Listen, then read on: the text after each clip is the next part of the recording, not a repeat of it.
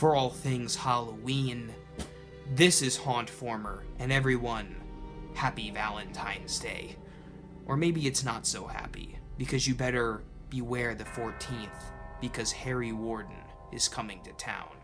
That's right, everyone. Today, we are doing an R.I.P. review on one of my favorite slasher movies. That's right, we're talking about the 1981 film, My Bloody Valentine.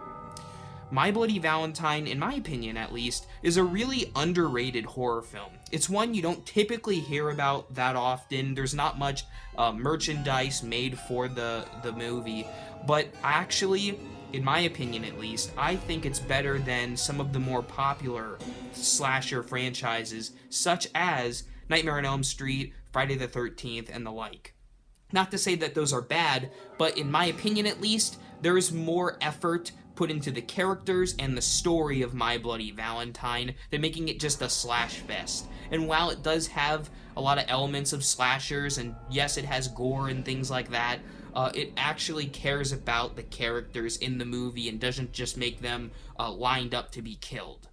So My Bloody Valentine is basically about a town, and a lot of its economy comes from this mine near the town called the Hanniger Mine.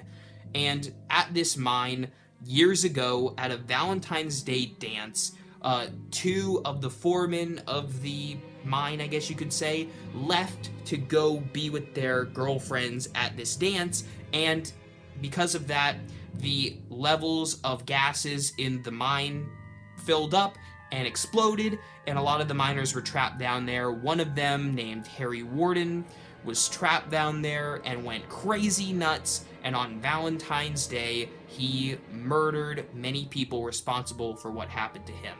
And now, 20 years later, the Valentine's Day dance is returning, and the murders are coming back, and Harry Warden is on the prowl. I'm not going to get into spoilers for this movie because this movie has a very great ending that I don't want to give away, so just watch this movie. Most of the releases that you'll get are the gore cut versions, which I actually think plays better. The gore versions are pretty gross and also make it less scary in a way, because when you don't see what happens, it almost makes it scarier, if that makes sense. Plus, they didn't have the best budget for this movie, so a lot of the stuff can look pretty cheesy, but again, some of the way this movie works plays into the cheese, so you just kind of have to watch it anyways. I watched this movie 2 years ago, actually with my grandma, on Valentine's Day, and I've watched it every year since. This is one of my new favorite traditions for Valentine's Day. There's also a remake that was made in, I think, 2008 or 2006. It also is a pretty good movie, but it doesn't hold up to the original. This movie has a very great cast, very good locations, and very much loves the holiday of Valentine's Day. Also loving the slasher elements that we saw in movies like Halloween and the like. I want to briefly talk about the villain. I will call him Harry Warden, or the miner. I really love the idea of the killer using a pickaxe. You know, it also nods to the mine, and having the gas mask on his head.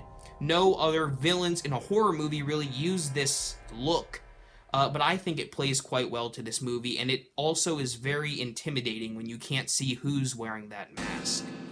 Overall, this is one of my favorite slasher movies, and probably in my top 20 favorite horror movies.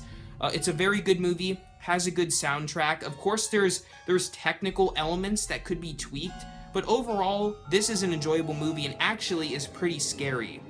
Overall, I'm going to give My Bloody Valentine a 4 out of 5 skulls on the R.I.P. Reviews rating scale. Everyone, hope you have a fantastic Valentine's Day.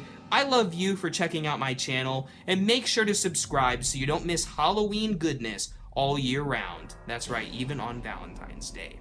Thank you for watching, and remember, as always, for all things Halloween, this is Hauntformer.